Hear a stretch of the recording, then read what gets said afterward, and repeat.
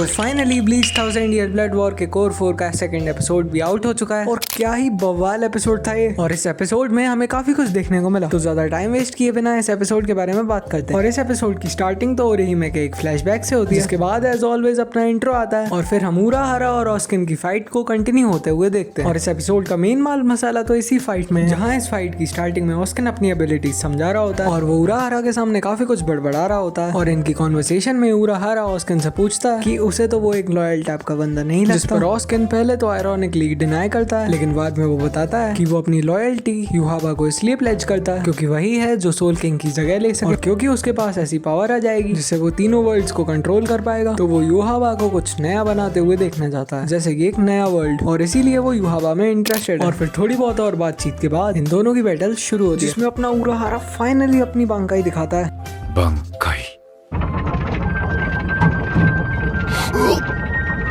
観音開き紅姫改め जो कि इस एपिसोड का मेन हाईलाइट भी है, जिससे वो ऑस्किन को कम्प्लीटली शॉक कर देता है और वो बताता है अपनी बांकाई के बारे में, जो कि है बेनेहिमे आरातामे, जिसकी पावर से वो अपनी बांकाई की रेंज के अंदर किसी भी चीज को रिकंस्ट्रक्ट कर सकता है। और इसी फाइट के एंड में हमें ग्रिमजा और नेल भी देखते हैं, जिसके बाद सीन शिफ्ट होता है अपने इचिगो पर, जो कि ओरिहिमे के साथ युहाबा की तरफ जा रहा होता है, जहाँ युहाबा इचिगो से कहता है come my son of darkness, जो कि इस एपिसोड का नाम भी है। और ये सुनकर इचिगो बहुत ही ज्यादा फ्रस्ट्रेट हो जाता है और युहाबा से कहने लगता है कि युहाबा इचिगो का फादर नहीं है, इंस्टेड युहाबा के वजह से इचिगो के एक पेरेंट यानी कि उसकी मॉम को मरना पड़ा। और ये कहते हुए इचिगो युहाबा की तरफ एक जोरदार गेत्सुका टेंशो मारता है, जिसके बाद सीन शिफ्ट होता है अपने उरी और हॉशवॉल्ट की तरफ और इनकी बैटल भी कंटिन्यू होने लगती है, जिसमें मोस्टली तो हॉशवॉल्ट अपनी ऑलमाइटी फ्लेक्स कर रहा होता है। जिसके बाद सीन वापस से शिफ्ट होता है युहाबा और इचिगो की बैटल की तरफ, जहाँ बेसिकली युहाबा इचिगो को कन्विंस कर रहा होता है उसे ज्वाइन करने के लिए और उसकी बात मानने के लिए। और वो इचिगो से ये भी कहता है कि अगर वो चाहे तो कुछ ऐसा भी कर सकता है जिससे इचिगो अपना कंट्रोल लूज कर देगा, लेकिन ऐसा करने में कोई मजा ही नहीं है, इसीलिए इचिगो के लिए यही अच्छा होगा कि वो खुद ही युहाबा की बात मान ले। जहाँ इसी सब बातचीत के साथ साथ इचिगो युहाबा पर काफी अटैक्स भी कर रहा होता है, लेकिन इन अटैक्स से युहाबा को कुछ भी फर्क नहीं पड़ रहा होता है। जिसके बाद युहाबा इचिगो से कहता है कि वो अपनी लाइफ को इतना लाइटली ना ले,